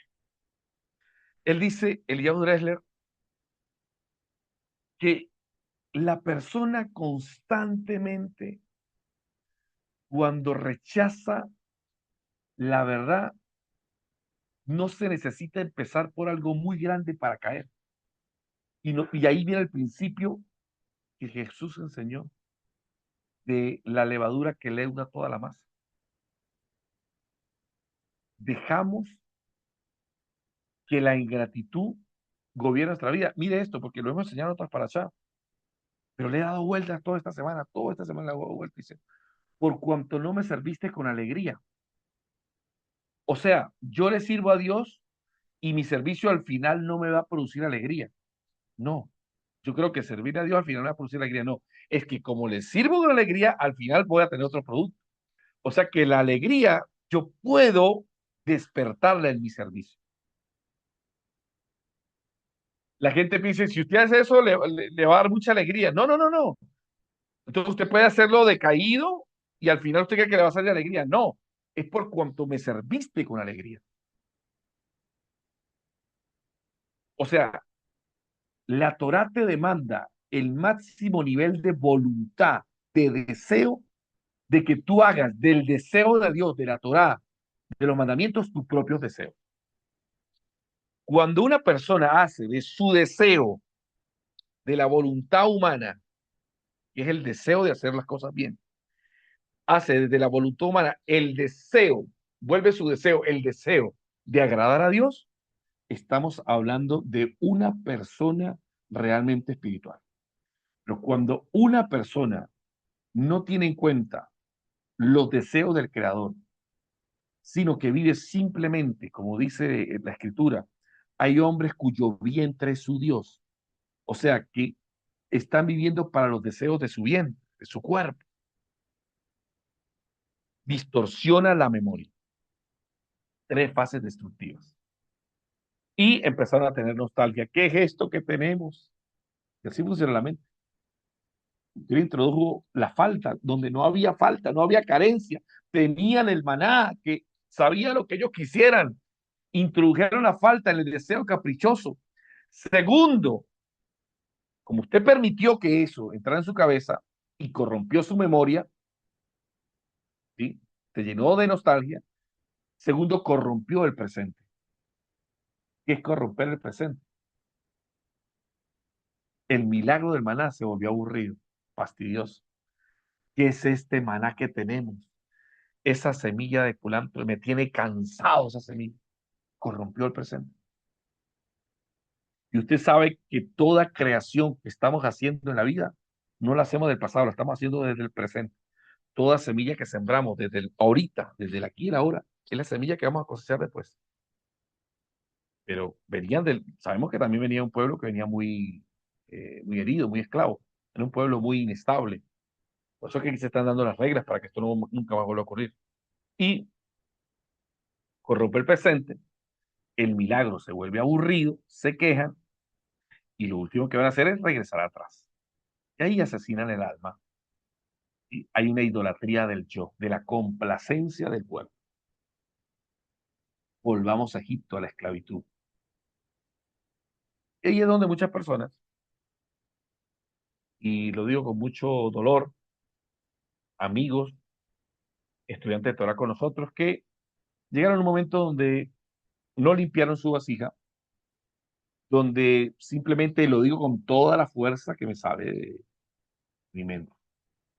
El deseo de comer cerdo, calamares, ostiones, el gusto de eso, un deseo más de la carne, pudo más que la voluntad del Creador, pero asumiendo también que ya la Torah había dicho, no, que ya eso está, ya eso no hace falta, que usted haga eso para ser salvo, ya lo hicieron todo por usted, hijo mío, descanse y espere que Miguel Martínez le compre el vuelo hacia el séptimo cielo, donde estará ahí en el Ein Sof. No. Y lo digo con ese tipo de antipatía, y lo digo con ese tipo de odiosidad, para que se capte bien el mensaje. Nadie peca de la noche a la mañana. Todo el proceso, la anatomía de la destrucción espiritual empezó por los deseos que no tenemos en nuestra cabeza la capacidad de no permitir. Por eso usted va a encontrar más adelante en otras parashá, la parashá de Shoftim, creo que es en Deuteronomios, dice que pondrá jueces en las puertas de tus casas. Y eso lo sabe, dicen, jueces en las puertas, en nuestros ojos. Cuando miro como quien mira un juez, jueces en mi boca. Cuando yo vaya a hablar, debo saber qué hablar. Cuando oigo, sé que estoy escuchando. O sea, literalmente el darme el permiso o el no permitirme ya depende de mí. Leo puntualmente lo que dice aquí. Dice, cuando el deseo caprichoso toma el mando, inicia un descenso sistemático que desmantela la percepción de la realidad de Dios, y aunque veían un milagro que caía todos los días, la ingratitud se apoderó de ellos. Y dirá, ¿qué pueblo tan duro? No, los sabios dicen que si nosotros estuviéramos allá, así dicen los sabios. Yo no sé si te he leído eso, no sé si Daniel Rosticheri ha escuchado esto, creo que sí. Si nosotros estuviéramos en el desierto, saldríamos desnudos a danzar frente al becerro de oro, porque era tan grande la fuerza de la Tumá que había en ese tiempo, que solamente gente muy grande espiritualmente. Nosotros, gracias a Dios, tenemos una fuerza de la Ruach que nos acompaña. Sigamos, por favor. Si alguien tiene preguntas, ya vamos hablando campo para las preguntas aquí. La fase 1, el espejismo retroactivo. Cito, mire la cita. 11.5, número 11.5. Nos acordamos del pescado, no del pecado, del pescado que comíamos en Egipto de balde. ¿Comían de balde en Egipto? ¿Sí? No era que trabajaban todo el día, no era que estaban esclavos. El espejismo retroactivo. Solamente querer ver atrás lo que quieren ver. Y siempre es una forma de hablar, esa forma de hablar tan negativa, es lo que nos lleva a retroceder. Por eso dicen los sabios, no digas que el tiempo pasado fue mejor que el presente. Eso es una ley en la Torá. No digas que el tiempo pasado fue mejor que el tiempo presente. No es así. Entonces no has crecido. De hecho, en el milagro que Yeshua hace de la boda de Canaán, del vino, ¿sí?, está codificada una enseñanza muy bonita, que es el vino nuevo está reservado para el final. O sea, lo mejor que Dios te ha dado no te lo ha dado todavía. No digas los tiempos pasados son mejores que los nuevos, porque Dios hace cosas nuevas cada instante. Está en el libro de Isaías. ¿No entiendes? Y segundo, nada era de balde. O sea, deja el espejismo, deja la fantasía. Mira lo que hace la queja, mira lo que hace el deseo caprichoso. Te crea una burbuja, una imagen, una ilusión. Nada era de balde. Eran esclavos construyendo imperios con su sangre, con su cuerpo. El deseo caprichoso, indecoroso, distorsionado, como usted lo quiera llamar, reescribe la historia. Ojo, solo ver lo que yo quiero ver. El pasado traumático, y por eso se señala ahí en amarillo, el pasado traumático se embellece para invalidar la bendición presente. Por eso se llama la tumba del deseo. Esto fue el origen de lo que vamos a ver en Números 13, cuando el pueblo dijo, o sea, el inicio está aquí, la culminación está en la paracha que viene. Esto está ocurriendo en 3 meses, no más de 3 meses, no más de 3 meses. Y en menos de 3 meses, después de haber visto todos los milagros, se concluyó que una generación completa muriera en el desierto. ¿Por qué? No tenían las leyes para eso. Ahora las tenemos nosotros. Por eso Pablo nos dice, esto fue dado a nosotros para que no caigamos nosotros como esa generación cayó, para que aprendamos de esa generación que murió en el desierto. No porque seamos mejores. Recuerden lo que dice el Talmud. Si estuviéramos allá, saldríamos a bailar desnudos frente al becerro de oro, porque había un grado de tumba muy fuerte que había en Egipto. Entonces, no te creas mejor, simplemente entiende que la anatomía de un capricho. Mire, yo puedo decir esto, y espero que mis palabras tengan espíritu, pero la cuestión está así. ¿Cómo saber si yo estoy siendo gobernado por un deseo caprichoso? ¿Cómo saberlo? ¿No? ¿Cómo saber si realmente esto que tengo que hacer es un deseo más de la carne o un deseo de la voluntad del creador? Si todas las áreas del creador han sido legisladas en la Torá, todas las áreas de la vida del ser humano. ¿Cómo saber si estoy aquí siendo gobernado por mi tabá, por el deseo del cuerpo, o por el razón de cabel, por la voluntad del creador? Esa es una pregunta interesante. ¿Sí? ¿Cómo saberlo? Bueno, muy sencillo.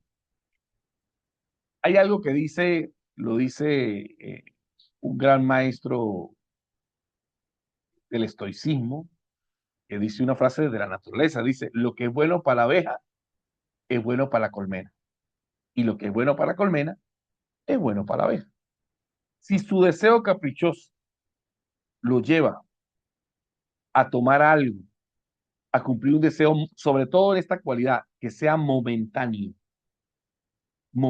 gratificación instantánea, placer momentáneo, nadie me ve, y que tú no puedes ver de esa gratificación eh, causas o consecuencias a futuro, tú estás siendo gobernado por un taba, por un deseo del cuerpo. Pero ¿y ahora? ¿Y cómo hago para saberlo? Hay que preguntarle a la Torá. ¿Qué dice la Torá acerca de eso? Pero la Torá no dice todo. La Torá hace referencia a todas las áreas de la vida del ser humano. A todas. A todas. ¿Ok?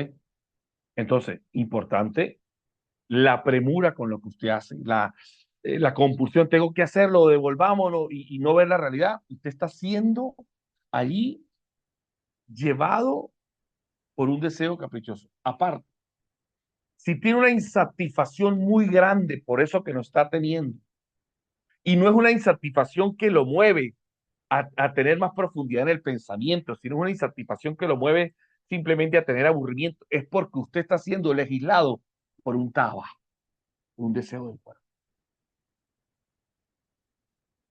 Claro, nosotros sabemos que esos deseos inadecuados producen cuando entran momentáneamente una llenura importante, pero solo en el cuerpo, solo en los sentidos receptores del placer corporal.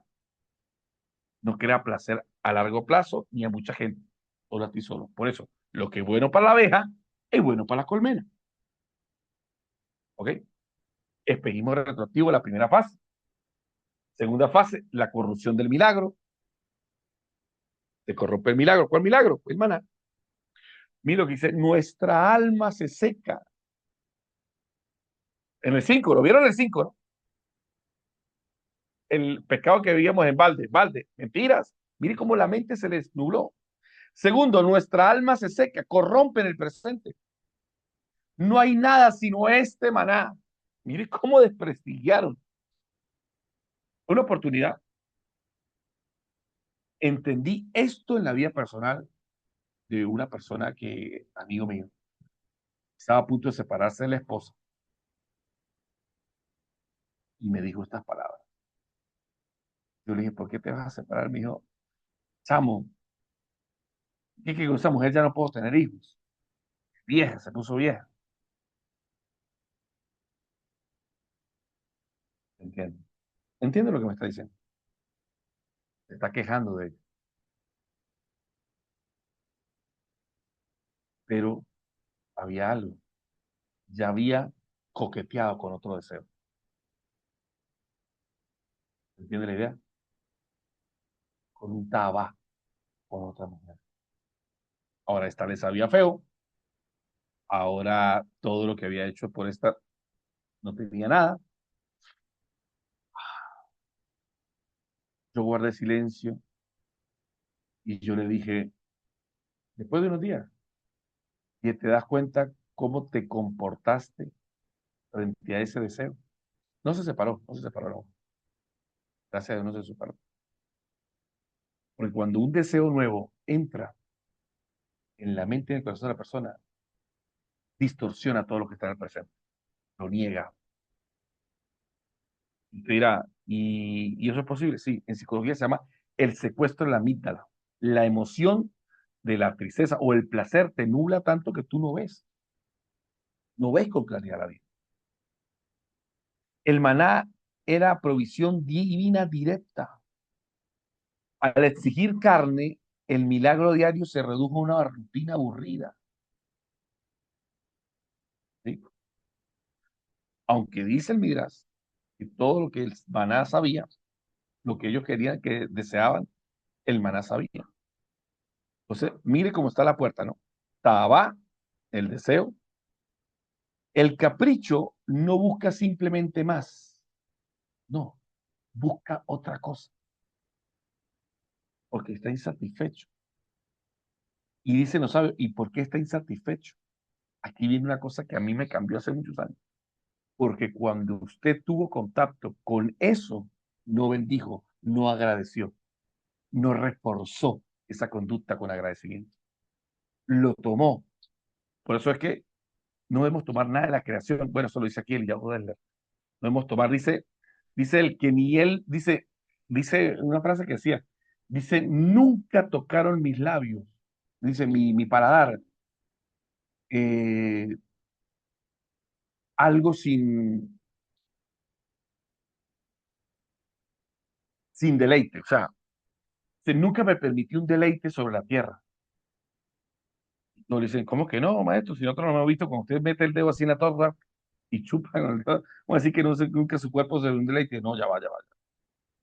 Porque antes de que ese deleite, que fuera para el cuerpo, dice, yo hacía una verajá. Y ese deleite que era el cuerpo, yo lo elevaba a un deleite espiritual. O sea, lo que yo le digo, esa pausa sagrada en la conexión con el mundo material es lo que hace la diferencia. ¿Cómo me conecto con el maná, que es la provisión diaria?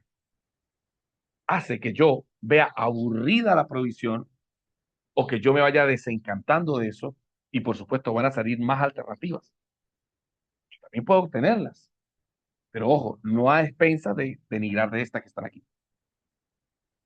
El capricho, Leo, no busca simplemente más, busca otra cosa.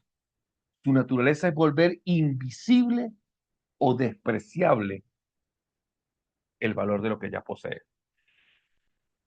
Uy, esto es tremendo,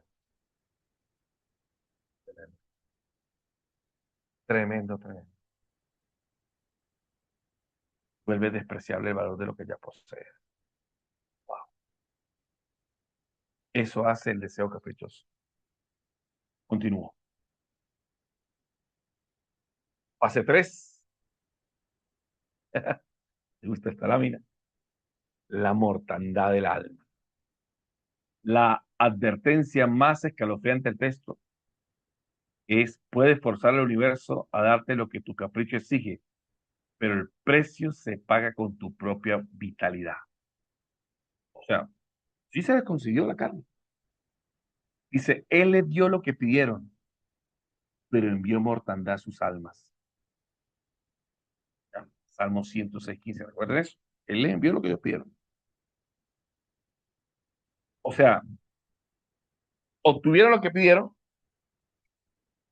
pero ahí gobernó de ahí en adelante el deseo del alma, por eso no podían, el deseo del cuerpo, gobernó el deseo del cuerpo, no el deseo del alma. Y de ahí en adelante ya vino el decaimiento, no eran personas aptas para la tierra de Israel. Recuerde, la palabra razón se escribe igual que la palabra eretz, que significa tierra. Cuando tú haces la voluntad del Creador, mereces el eretz, mereces la tierra prometida. Si no haces la voluntad del Creador, no mereces eretz, la tierra. ¿Ok? Ok. Y me salí, salió.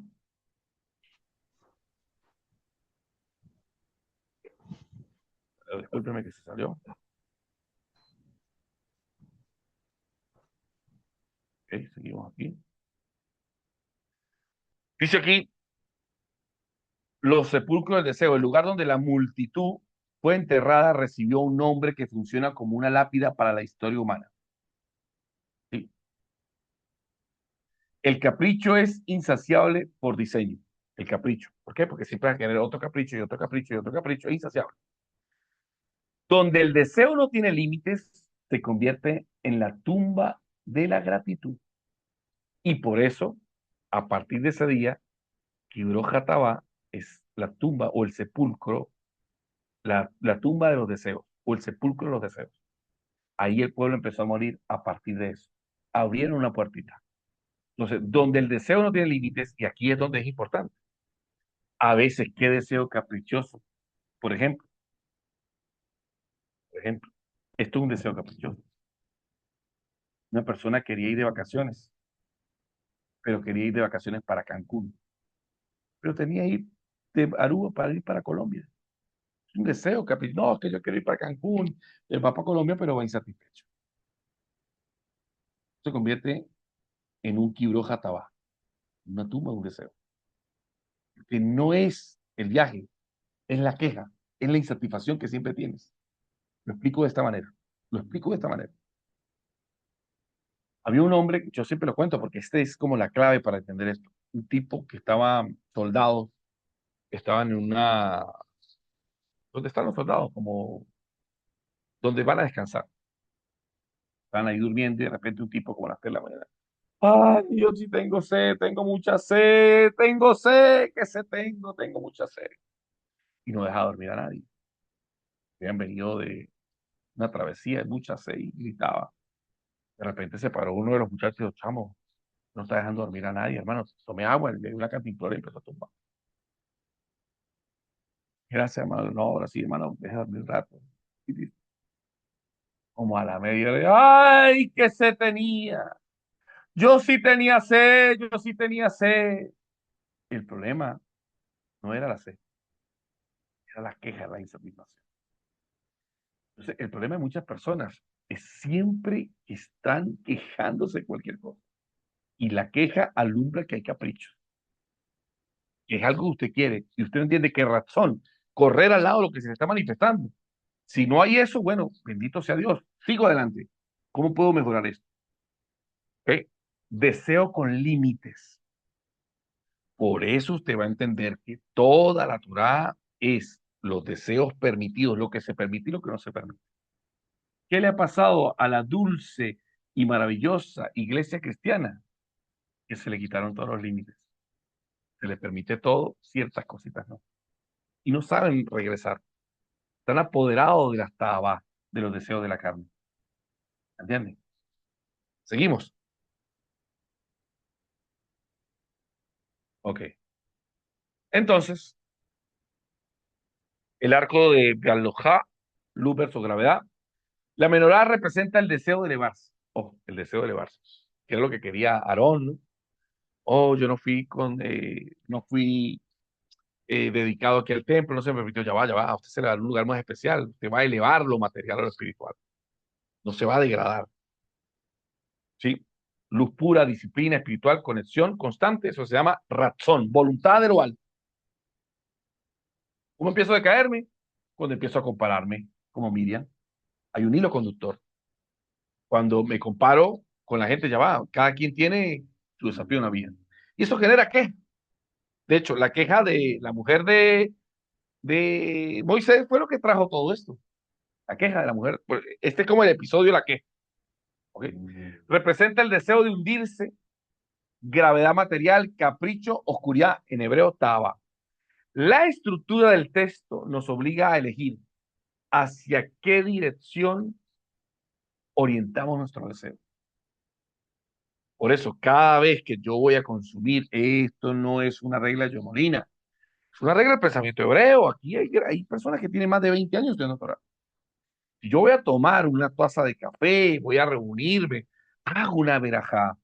La verajá es el detenimiento, el espacio sagrado en conectarme con la realidad.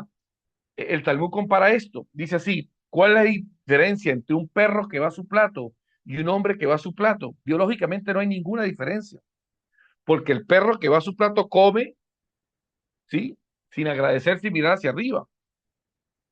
Y el hombre que va a su plato sin detenerse es igual que el perro, pero el hombre que se detiene hace una diferencia con el reino animal, porque reconoce que lo que tiene enfrente, el razón, el Eterno se lo permitió. Entonces está en el presente, ojo, no invisibilizando el milagro de la provisión que Dios le da, lo está haciendo presente. ¿Okay?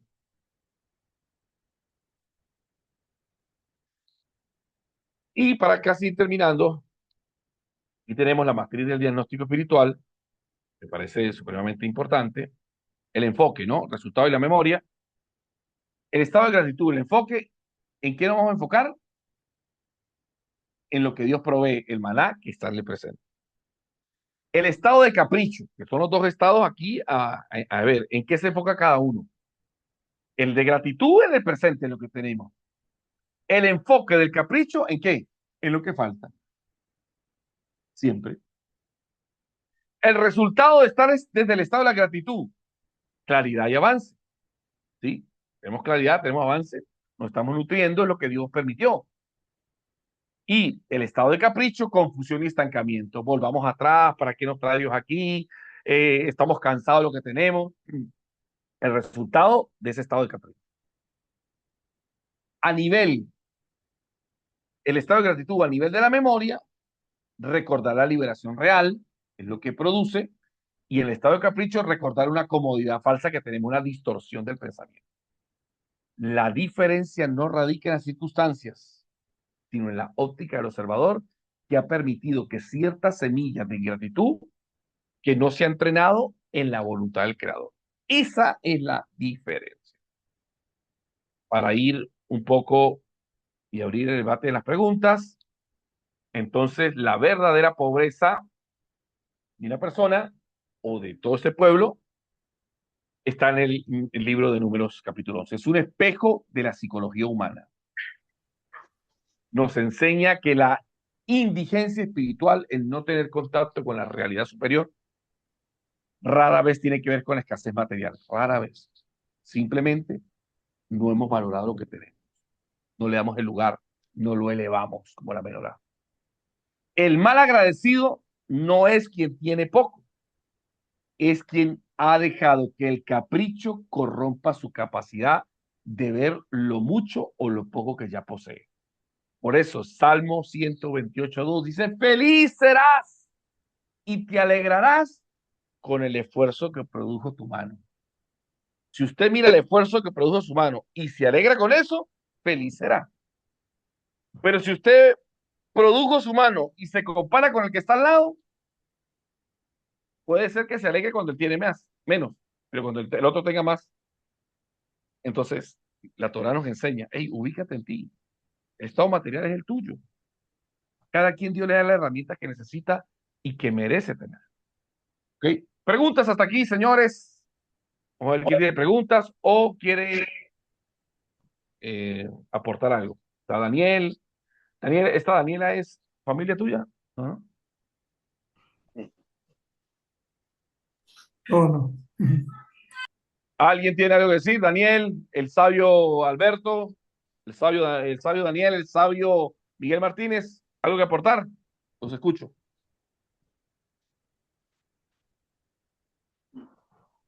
¿O qué se lleva entonces de la clase? Chalón, maestro, una consulta.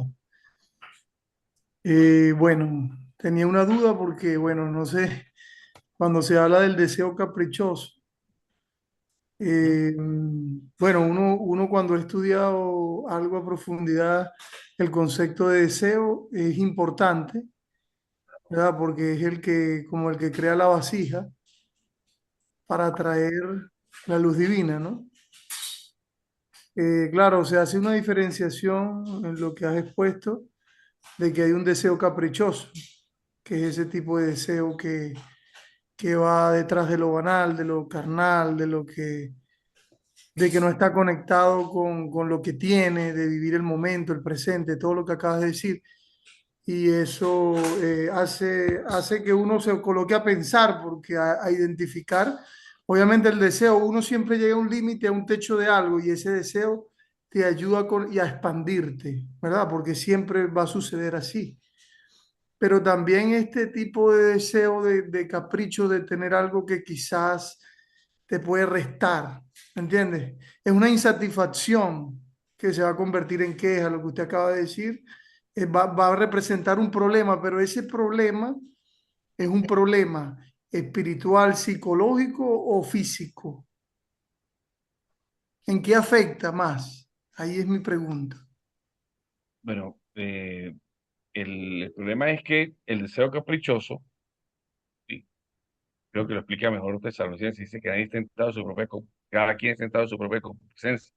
Y una vez que ha sido pecado, una vez que ha sido tentado y seducido, y se permite eso, da luz al pecado y el pecado trae la muerte.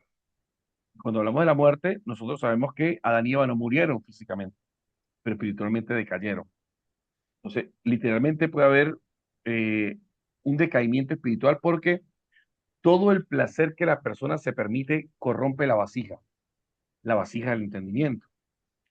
Lo vamos a ver con más profundidad en números 13 cuando empiezan los 10 espías, los 10 ellos se dejan atrapar por un deseo. Ya lo vamos a ver cuando estudiemos cuál fue el deseo por lo cual ellos se dejaron seducir. Aunque de la tierra hablaron bien, a medias, pero el deseo que ellos tuvieron adentro, ¿sí?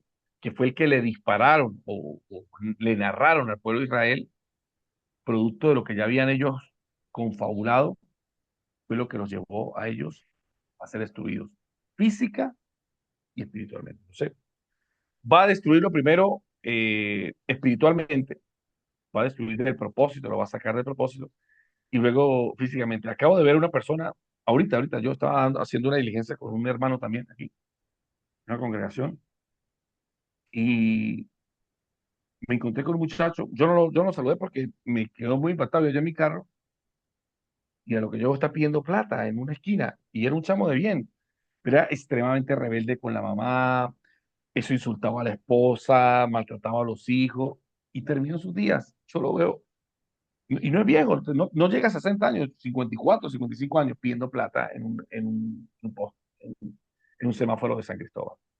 Yo digo, ¿hasta dónde la insatisfacción, la grosería, la desobediencia lleva en un proceso de decaimiento, ¿no? Decaimiento. Lo vamos a ver también cuando lleguemos a la paracha de Cora, cómo Cora fue decayendo, que creo que después de Chelas viene Cora. No sé, o Pingas, creo que es Pingas y Cora. Pero ahí empezamos a ver cómo los deseos de cada uno nos llevan a la vida o a la muerte. Pero, Daniel, nosotros sabemos que el deseo caprichoso, ¿sí? Nunca está avalado por la Torah. O sea, siempre es algo que yo me quiero llenar de un placer, sobre todo momentáneo. ¿Ok? No sé si alguien más Gracias, tenga muchas preguntas, gracias. Daniel, o tienes alguna otra intervención. Preguntamos. Miguel, Yasmín. Voy a hablar. Hermano, una pregunta, o sea que todo lo que es elevado, entiendo yo que todo lo que es elevado espiritualmente y se hace con todo lo que es elevado, espiritualmente con el Señor, lleva la misma recompensa espiritual y se puede llegar a obtener con él lo que uno quiere a nivel material. No de lo material, porque se esclaviza uno en lo material y no te va a llevar a lo espiritual. ¿Es así? ¿Entiendes? Bueno, uno de los temas más importantes cuando uno hace una misbah es entender que cada misbah tiene una recompensa, pero no hacer la misbah por la recompensa en sí mismo es el verdadero trabajo. Si yo hago una misbah para buscar la recompensa, ¿no? Ya he perdido el mérito de esa misbah. Aunque, Un momentito para en eso. Porque, o sea, cuando uno se eleva espiritualmente, es verdaderamente feliz. Porque entiendo yo que con lo que Dios le dé a uno, a la medida que va creciendo espiritualmente, con lo poquito uno es feliz, ya el Señor sabe que lo puede elevar más todavía, como hizo con Job. ¿Sí? O sea, a lo material y a lo mismo espiritual. O sea, lo bendice en las dos partes. y si usted se pone a ver, si usted se pone a ver, y esto es algo que todavía lo traemos del cristianismo, yo entiendo eso que tú estás diciendo. Nosotros pensamos que toda bendición, y alguien que me busque una bendición, toda la bendición se resume en esto: tendrás largura de días y buena vejez. Todos en la tierra. Ah, entonces mira lo que dice nosotros, la recompensa por una misbah es otra misbah, es la oportunidad que cumpla otra misbah. Sí vamos a tener recompensa, pero cuando usted se pone a ver qué es largura de días y buena vejez en sí misma, sino un espacio de oportunidad para alcanzar mayor luz del alma, mayor revelación de la bondad de Dios, mayor revelación de la voluntad de Dios en nuestra propia vida. O sea, es una claridad de que he vivido mi vida con un propósito sagrado. Entonces, nosotros decimos que la recompensa espiritual, sí, pero ¿cuál es la recompensa espiritual? Bueno, la capacidad de usted comprender al Creador, de usted elevar el mundo espiritual, de dejar ese legado a otro. Más allá de eso, y lo digo con todo respeto, por allá en el cristianismo dice que usted al final tendrá una piedrecita en la corona, ya eso es otra cosa. Ya eso es más ego en la gente, aunque está por allá escrito en el libro Apocalipsis, pero eso debe entenderse simbólicamente, no literalmente, simbólicamente, porque allá ni hay piedritas ni hay nada, hay gradaciones de luz y de conexión con el Creador, ahí usted no necesita un cuerpo, es una mala interpretación, pero sí que sepas que la recompensa de un mandamiento es otro mandamiento, que la oportunidad de seguir aclarando tu voluntad del Creador, que vas a tener bendición espiritual, pero ¿cuál es la bendición espiritual? Materializada en largura de vida y buena vejez, más nada. Entonces, ¿por qué es importante esto? Porque cuando yo empecé a estudiar la honra a los padres, por ejemplo, yo le vi a un predicador muy conocido en América Latina, decía: hermano, usted quiere plata, amárrese al versículo de honra a tu padre para que te vaya bien. Y claro, la gente decía: amén, suena bien, suena bonito, porque tú lo estás llevando a conocer un mandamiento, pero ¿cuál es la intención que hay detrás de todo eso? Es un mandamiento que estoy haciendo simplemente por plata. Lo estoy haciendo del tabá. Estoy haciendo de los deseos de la carne. De la espiritualidad se nos metió por detrás. El Yetzer Hará se metió por la puerta de atrás. Ya, bueno. Buena pregunta, buena pregunta. Muy bien, buena pregunta. A ver, ¿alguien más? El Moré Miguel Martínez, el sabio Alberto. Sí, yo quedé impactado con la parte esta de la lingüística del deseo, cuando el tabá y el corazón. Uno debe tener ahí ese discernimiento para saber cuándo es un deseo de la carne, cuándo es un deseo caprichoso o cuándo es un deseo elevado. Ya mencioné ahorita que para uno saber, hay respuestas en la Torah, ¿cómo hace uno para buscar ahí? ¿Cómo hace uno para saber dónde buscar? ¿Me pregunta o te está respondiendo? cómo saber uno cómo buscar, ¿no? Para de pronto si tiene uno esta duda, porque más o menos uno sabe cuándo puede ser un deseo caprichoso o cuándo puede ser un deseo elevado. Pero cómo saber uno cómo buscar o dónde buscar. Sí, es una buena pregunta. Tengo una respuesta en varias sesiones. Eso debería ser una conferencia, ¿sabes? Con esa pregunta. Pues mire esto, ¿no?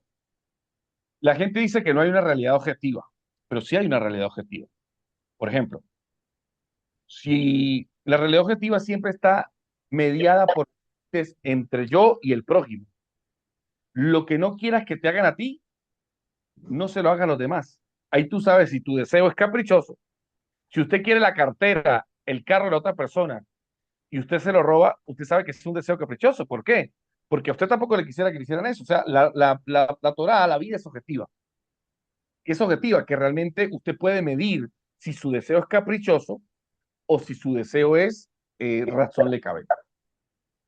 ¿Ok? Esa por un lado. Por otro lado, la forma en que el deseo no es quitarle a otro, sino simplemente es un deseo para mí.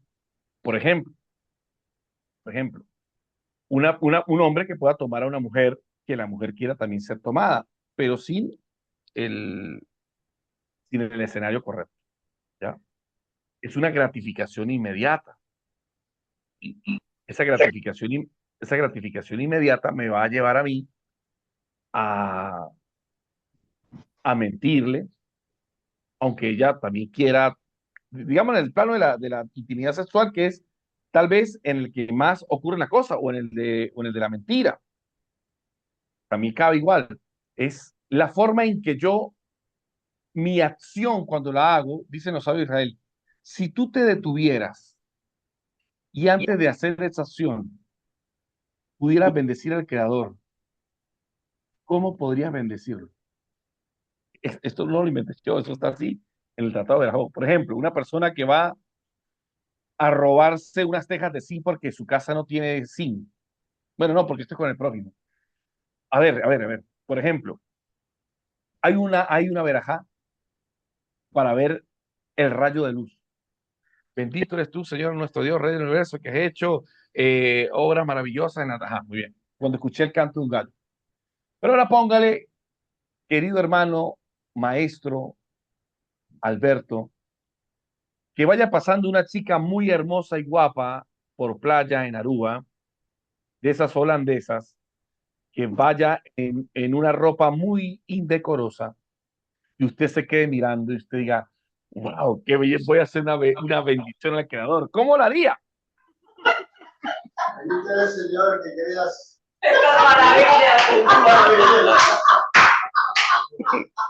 Brother, no lo pediríamos porque... ¿Entiendes? No cabe allí porque tú sabes que es un deseo indecoroso. ¿Entiendes? Es algo de la carne. Ojo, aunque no entraste en el pecado como tal, pero lo que